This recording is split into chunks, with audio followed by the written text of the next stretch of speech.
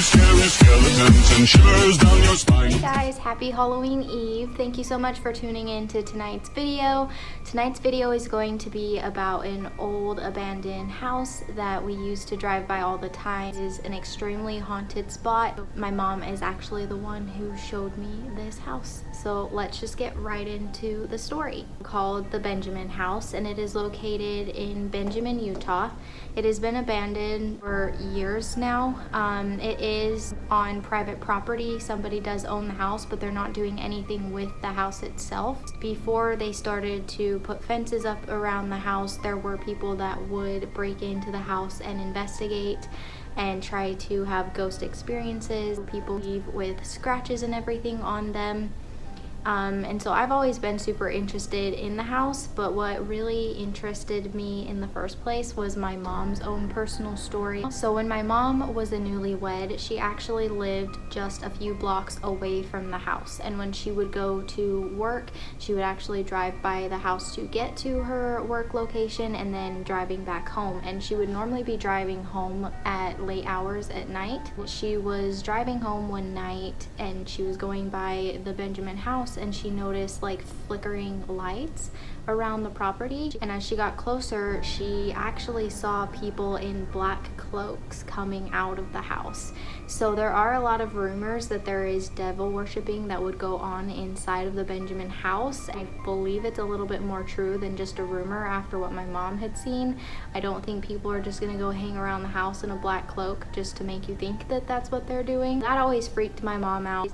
One of the stories in history about the Benjamin house is actually of two brothers that while they were working on their farm, one of them got their arm stuck in a machine and it ripped his arm off, making him bleed to death.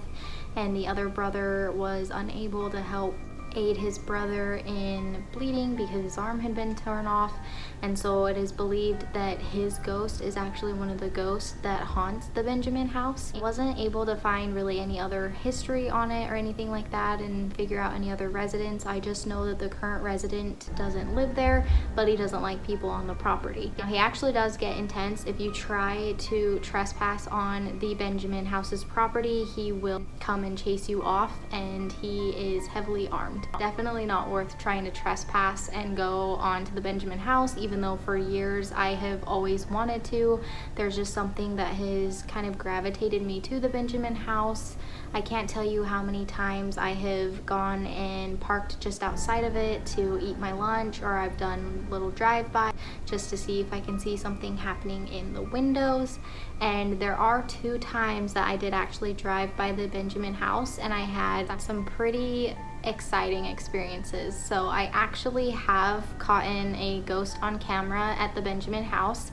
I was out on the road driving by, and I was just snapping a bunch of pictures as we drove by, because this was like the house that I was pretty sure I was gonna get Ghost Adventures to come and investigate, and that was like my dream, because if I could get them to come investigate, maybe I could investigate with them. I would just kind of go over by the house all the time and just hope that I would catch something, and I have twice now. The first time that I saw something at the Benjamin house, I actually wasn't snapping any pictures or anything like that. We were driving by the house on Halloween night. Mom was driving one of my older sisters home for the night, and it was me, my mom, and my younger sister, and then my older sister that we were bringing home in the car. I asked my mom if we could drive by the Benjamin house since it was Halloween night and it was actually close to midnight, so I thought that that would be like a spookier hour to go by, that things would be a lot more intense if there was going to be some sort of ghost sighting. So my mom was a good sport about it, and she drove us by the house.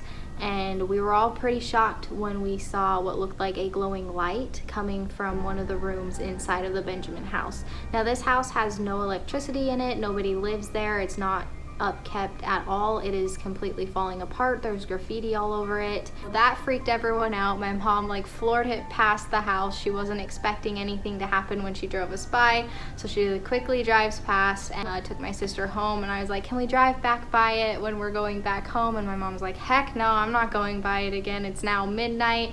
I'm gonna avoid that road. That was the first cool experience that I had driving by the house at night. Then the second experience where I actually caught a ghost on camera would be the time that we were just kind of out on a family drive. I was finishing high school, so we were just gonna go to a family dinner, and of course I got to pick kind of the route that we would go, and I asked for us to go by the Benjamin house once again. We were just driving by the Benjamin house, and I just was excitedly snapping pictures of it. I took a bunch of pictures of the house just to kind of have it for memory. I didn't think much of it. We went and we had our dinner and, you know, just enjoyed our night.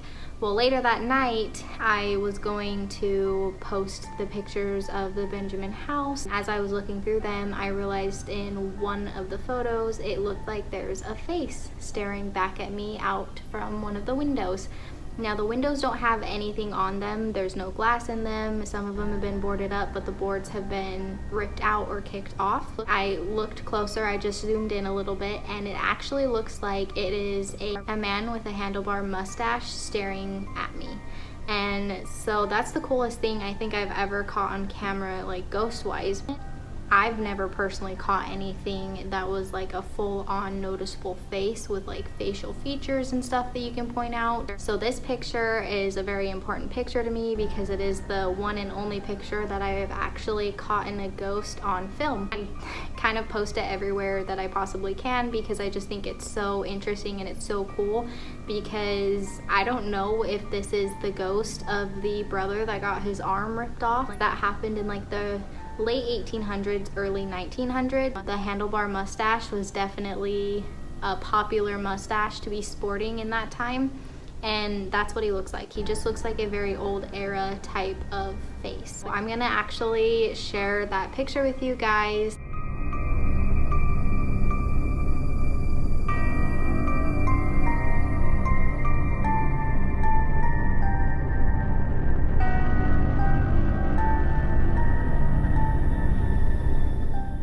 You can kind of make up your mind and decide if you can see the face with the handlebar mustache, but I feel like I can clearly see it. My whole family can clearly see it. I kind of show it to everyone that I possibly can to see if they can make it out, and I feel like everybody always happens to notice the handlebar mustache more than anything, and then you kind of notice the eyes and then the nose afterwards. It's exciting when you can actually capture a spirit on camera. So there have been quite a few people that have actually gone inside of the house and seen a pentagram in the basement. There's definitely evidence of there being devil worship that has gone on inside of the Benjamin house, and that is kind of a reason that I definitely have stayed a distance away and not try to like trespass or anything, because I don't want to go and mess with anything that has been summoned that is of a dark force. I really don't want to piss off the owner and trespass onto their property either. When it does come to evil spirits, it is a little bit more uncomfortable to go and investigate area, knowing that you could potentially have an attachment and it wouldn't be a good attachment. Then you have to kind of go through a long process of trying to rid yourself of that evil entity that has now attached itself to you. So you always want to be extremely careful when picking paranormal locations to go and investigate, because the darker ones, you really need to be guarded and you really need to take precautions, and you have to make sure that you're in the right mindset, only bringing light to the area. If you are down or sick or anything like that and you go and you deal with a dark entity, it could definitely attack you a little bit more intensely than it would if you're guarded and you're strong. So always be careful when going on paranormal investigations, and never mess with the evil spirits, because you could be welcoming them into your life a little bit further than you would like them to be. I hope you guys have enjoyed this week's videos. I have one more Halloween's Big Special video, and it's going to be my own personal scary story that is the most terrifying paranormal experience I've ever had in my entire life. So I hope you guys are ready for it, and I can't wait to share it with you guys, and I hope you guys are having a very special day.